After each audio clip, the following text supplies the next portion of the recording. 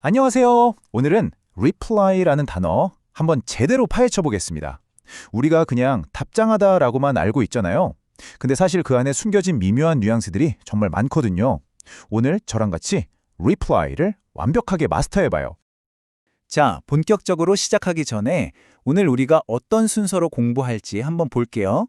reply의 핵심 의미부터 시작해서 to를 쓸 때와 with를 쓸 때의 차이, 그리고 여러 가지 뉘앙스들, 마지막으로 비슷한 다른 단어들과 비교까지 이렇게 5단계로 차근차근 알아볼 거니까요. 끝까지 보시면 reply에 대한 자신감이 확 붙으실 겁니다. 네, 좋습니다. 그럼 첫 번째 섹션, reply가 가진 가장 기본적인 의미, 그리고 그 안에 숨어있는 의무감이라는 뉘앙스에 대해서 한번 자세히 들여다보겠습니다. 보통 누군가에게 응답한다고 하면 reply라는 단어가 바로 생각나죠. 근데요, 과연 reply 이 한 단어만으로 항상 충분할까요? 사실은 더 정확한 의미를 전달하려면 여기에 약간의 디테일이 더 필요한 경우가 훨씬 많습니다. 여기서 진짜 중요한 포인트는요. reply가 그냥 아무렇게나 대꾸하는 게 아니라는 점이에요. 어떤 질문이나 요청에 대해서 응답해야 할 의무가 있다는 느낌을 갖고 있거든요. 뭐랄까, 대화나 관계를 계속 이어나가기 위한 하나의 약속 같은 거죠. 실제 문장을 보면 느낌이 확 오실 거예요. 자, 첫 번째 예문부터 제가 천천히 한번 읽어드릴게요. Please reply to my email as soon as possible. 가능한 한 빨리 제 이메일에 답장해 주세요. 네, 이렇게 답장을 요청할 때 아주 자연스럽게 쓰이죠. 두 번째, 세 번째 예문에서도 답장을 기다리거나 회신을 약속하는 그런 상황에서 reply가 어떻게 쓰이는지 보실 수 있을 거예요. 자, 이제 reply 뒤에 어떤 단어가 오느냐에 따라서 의미가 어떻게 싹 바뀌는지 알아볼 시간입니다. 바로 reply to와 reply with의 차이인데요. 이 두 가지만 제대로 구분해서 써도 영어가 훨씬 더 정교해진다는 걸 느끼실 수 있을 거예요. 이 화면을 보시면 차이가 한눈에 딱 들어오죠? 왼쪽의 to는 답장이 누구에게 가는지 그 대상을 가리키는 화살표 같은 역할을 하고요. 오른쪽의 with는 답장 안에 어떤 내용이 담겨 있는지를 보여주는 상자 같은 거라고 생각하시면 돼요. 그럼 reply to 예문을 한번 볼게요. 첫 번째 문장입니다. She spends several hours a day replying to emails. 그녀는 하루에 몇 시간씩 이메일에 답장한다는 뜻이죠. 답장의 대상이 바로 emails라는 걸 추가 명확하게 알려주고 있습니다. 두 번째 문장에서도 고객 불만에 응답해야 한다고 그 대상을 딱 지정해주고 있죠. 자, 이번엔 reply with입니다. 이건 답장의 내용이 뭔지를 설명해줘요. He replied with a simple yes. 그는 네라는 아주 간단한 내용으로 답했다는 거죠. 두 번째 문장에서는 사건 기각 동의안이라는 아주 구체적인 내용을 가지고 응답한 상황이고요. 자, 이제 누구에게 무엇을 답장할지 정해졌어요. 그럼 이제 뭐가 남았을까요? 맞습니다. 바로 어떻게 답장할 것인가? 답장의 방식과 그 안에 담긴 여러 가지 뉘앙스에 대해서 알아볼게요. 특히 직장에서 이메일을 주고받을 땐 뭐니 해도 속도가 생명일 때가 많잖아요. 이렇게 신속하게 답장한다는 느낌을 강조하고 싶을 때 쓰는 표현이 바로 reply promptly입니다. promptly라는 단어 자체가 지체 없이, 즉시라는 뜻이거든요. 그래서 굉장히 전문적이고 효율적인 느낌을 줍니다.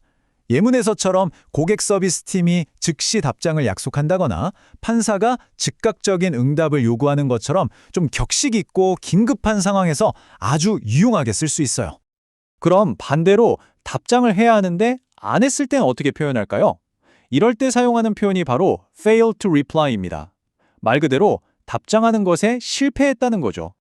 이 표현은 그냥 답장 안 했다는 사실을 말하는 것 이상이에요.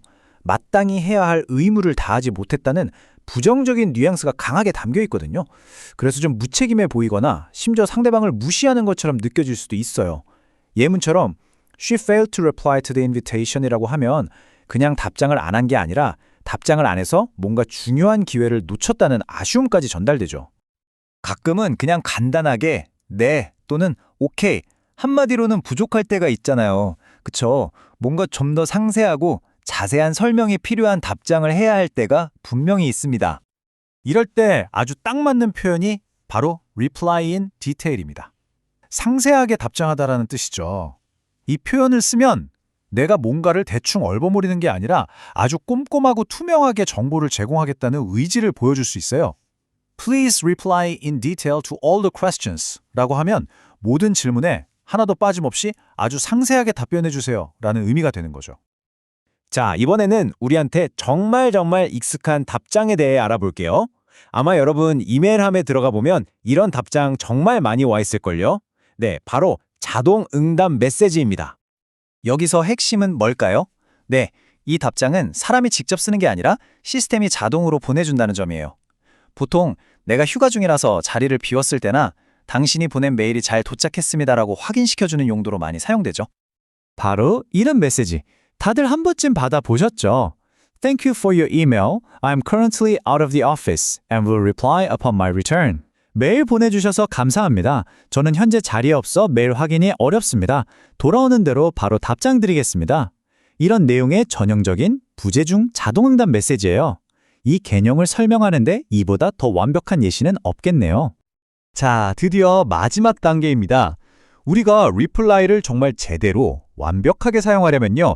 비슷하게 생겼지만 사실은 다른 단어들, 바로 answer와 respond라의 차이점을 아는 게 정말 중요해요. 이 표를 보시면 세 단어의 핵심적인 차이가 아주 잘 정리되어 있죠? 제가 아주 간단하게 요약해 드릴게요. reply는 이메일 같은 특정 메시지에 답장할 때, answer는 질문에 대답할 때, 그리고 respond는 위기 상황이나 불만 같은 어떤 상황 전체에 대응하거나 반응할 때 주로 사용됩니다. 이렇게 예문으로 나란히 놓고 보면 그 차이가 확 와닿으실 거예요. 보세요. 이메일이라는 메시지에는 reply를 쓰고요. 내 질문에는 answer를 쓰죠. 그리고 마지막으로 우리의 불만이라는 어떤 상황에는 respond를 쓰는 겁니다. 이제 확실히 구분이 되시죠? 자, 오늘 저와 함께 살펴본 reply의 다양한 얼굴들 어떠셨나요? 이제는 reply뿐만 아니라 answer, respond까지도 각각의 상황에 딱 맞게 자신 있게 사용하실 수 있을 거예요. 바로 이런 작은 뉘앙스의 차이를 아는 것이 여러분의 영어를 훨씬 더 정확하고 세련되게 만들어준답니다. 오늘 함께 해주셔서 정말 감사합니다.